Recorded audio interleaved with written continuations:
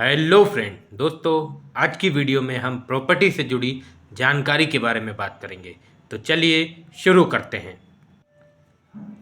कई बार तो प्रॉपर्टी विवाद बहुत हो जाता है। इसी कारण ज़मीन से जुड़े मामलों से संबंधित कानूनी प्रावधान और धाराओं की जानकारी होनी बहुत ज़रूरी है।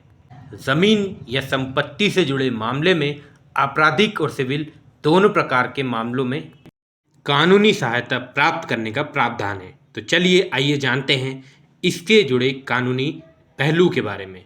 आपराधिक मामलों से संबंधित आईपीसी की धारा सबसे पहले जानते हैं अपन 406 के बारे में। अक्सर लोग भरोसे का गलत फ़ायदा उठाते हैं। वे उन पर किए गए विश्वास और भरोसे का फ़ायदा उठाकर ज़मीन या अन्य संपत्ति पर अपना कब्जा कर लेते हैं। इस धारा के अंतर्गत पीड़ित व्यक्ति अपनी शिकायत दे सकता है। क्या है धारा 467? तो इस धारा के तहत यदि किसी की ज़मीन या अन्य संपत्ति को फर्जी दस्तावेज बनाकर हथिया लिया जाता है और कब्जा स्थापित कर लिया जाता है, तब इस तरह के मामले में पीड़ित आईपीसी के सेक्शन 467 के अंतर्गत शिकायत दर्ज करा सकता है। इस तरह से ज़मीन या संपत्ति पर कब्जा करने के मामले की संख्या बहुत अधिक है। इस तरह के मामले एक संज्ञेय अपराध होते हैं और प्रथम श्रेणी के मजिस्ट्रेट द्वारा इन पर विचार किया जाता है। ये अपराध समझौता योग्य नहीं है। क्या कहती है धारा 420? अगर हम उसकी बात करें तो इस धारा का संबंध अलग अलग तरह के धोखाधड़ी और फर्जीवाड़े जैसे मामले से है। धारा 420 के तहत संपत्ति या ज़मीन से जुड़े विवादों में भी पीड़ित अपनी शिकायत दर्ज करा सकता है। अब हम बात करते हैं कि प्रॉपर्टी से संबंधित जो सिविल कानून है वो क्या काम करता है। तो प्रॉपर्टी डिस्प्यूट का निपटान सिविल प्रक्रिया के द्वारा भी हो सकता है।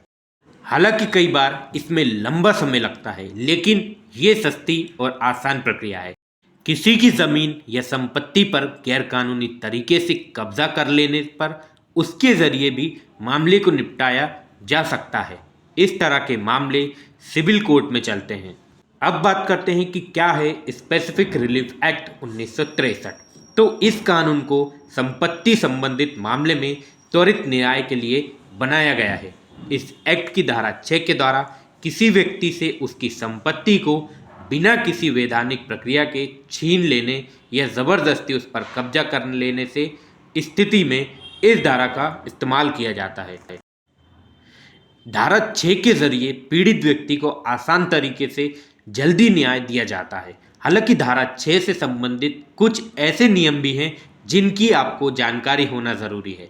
जैसे कि धारा 6 से संबंधित नियम में सबसे पहली बात है कि इसके तहत न्यायालय के द्वारा जो भी आदेश या डिक्री पारित की जाती है उसके बाद उस पर अपील नहीं की जा सकती।